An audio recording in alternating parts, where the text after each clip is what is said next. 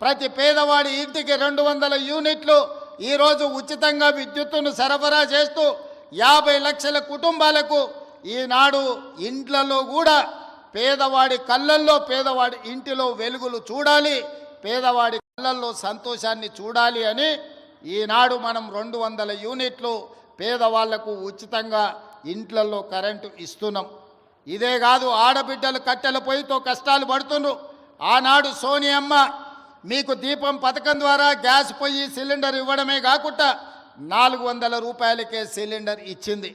కానీ కేసీఆర్ మోడీ గారు అధికారంలోకి వచ్చి 400 రూపాయల సిలిండర్ను 1200 రూపాయలు చేసింది.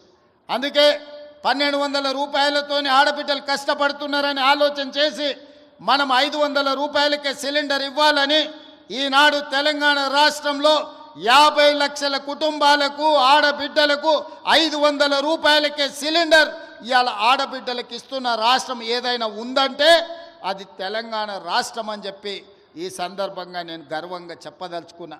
ఇదే కాదు, ఆర్టీసీ బస్సుల్లో ఆడబిడ్డలకు ఉచిత ప్రయాణం. ఆనాడు అమ్మగారి ఇంటికి పోవాలన్నా ఏదైనా ఆలయాన్ని సందర్శించుకోవాలన్నా ఆర్టీసీలో ఆడబిడ్డలకు టికెట్ కొనాల్సిన పరిస్థితి. ఈనాడు ఆ పరిస్థితి నుంచి విముక్తి కలిగించి రాష్ట్రం నలుమూలల ఎక్కడి నుంచి ఎక్కడికైనా ఆడబిడ్డలు ప్రయాణం చేయదలుచుకుంటే ఆర్టీసీ బస్సులో ఉచితంగా ప్రయాణం చేయొచ్చు. ఆడబిడ్డ ఎక్కడైనా ఆర్టీసీ బస్సుకు చెయ్యి అడ్డం పెడితే ఆడబిడ్డను ఎక్కించుకొని వాళ్ళ ఇంటి దగ్గర దించే బాధ్యత ఈనాడు మన ప్రభుత్వం తీసుకున్నది. అందుకే ఈరోజు రాష్ట్రం నలుమూలల దాదాపుగా 120 కోట్ల మంది ఆడబిడ్డలు ఈ 13 నెలల ఆర్టీసీ బస్సుల్లో ఉచిత ప్రయాణం చేస్తే దాదాపుగా 4000 కోట్ల రూపాయలు ఆర్టీసీ కార్పొరేషన్కు రాష్ట్ర ప్రభుత్వం చెల్లించడం జరిగింది. ఈ విధంగా రైతులకు అదే రుణమాఫీ, నిరుద్యోగ యువకులకు ఉద్యోగ ఉపాధి అవకాశాలు, ఆడబిడ్డలకు ఆర్టీసీలో ఉచిత ప్రయాణం, అదే విధంగా 500 రూపాయలకే సిలిండర్, పేదవాడి ఇంటికి ఉచిత విద్యుత్తు, ఈ పథకాలన్నిటిని అమలు చేసినాం. ఇవి సరిపోతాయా అంటే సరిపోదు, పేదవాడికి ఇంకా ఆదుకోవాల్సిన అవసరం ఉన్నది. ఆ ఆలోచనతోనే గతంలో రైతు భరోసా 5,000 ఉంటే 10,000 రూపాయలు సంవత్సరానికి ఉంటే ఈసారి ఇంకా ధరలు పెరిగినాయని ఈనాడు రైతు భరోసా పథకం కింద ఎకరాకు 12,000 రూపాయలు సంవత్సరానికి ఇవ్వాలని ఈరోజు ఆ కార్యక్రమాన్ని ప్రారంభించినాం.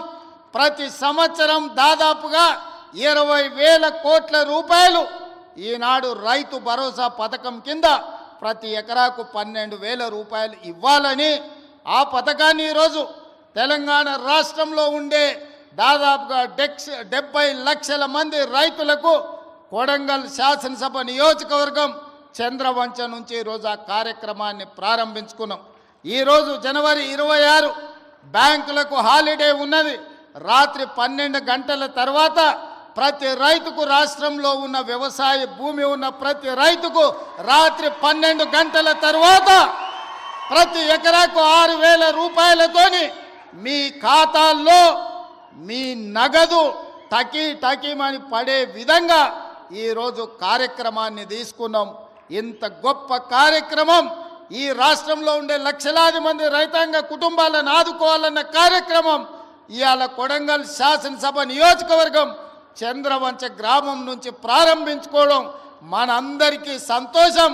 ఈరోజు రాష్ట్రం మొత్తం చంద్రవంచ వైపు చూస్తుంది అంటే రైతుల కళ్ళల్లో ఆనందం మనం ఈ వేదిక మీద నుంచి చూడాల్సిన అవసరం ఉన్నది.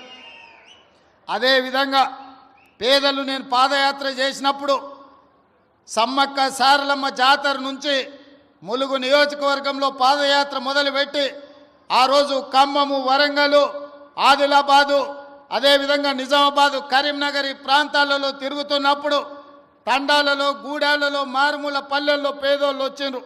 వాళ్ళందరూ అడిగినరు, సార్ భూమి ఉన్న వాళ్ళకే రైతు భరోసా ఇస్తున్నారు, భూమి ఉన్న వాళ్ళకే ఉచిత కరెంటు ఇస్తున్నారు, భూమి ఉన్న వాళ్ళకే అన్ని చేస్తున్నారు, భూమి లేని మాలాంటి పేదలను మీరు ఆదుకోవాల్సిన అవసరం ఉన్నది, మా కష్టాలు తీరవండి అని భూమి లేని పేదలు వచ్చి కలిసినారు.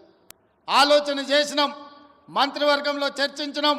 అందుకే ఈనాడు భూమి లేని నిరుపేదలకు ఉపాధి హామీ పథకంలో పనిచేస్తున్న వాళ్లకు ఖచ్చితంగా సంవత్సరానికి 12,000 రూపాయలు ప్రతి కుటుంబానికి ఇవ్వాలని ఇందిరమ్మ ఆత్మీయ భరోసా కార్యక్రమాన్ని ఇవాళ చంద్రవంచలో ఈ గ్రామ పంచాయతీలో ప్రారంభించుకున్నాం. దాదాపుగా ఇందిరమ్మ ఆత్మీయ భరోసా కార్యక్రమం 10 లక్షల కుటుంబాలకు మేలు జరగబోతుంది.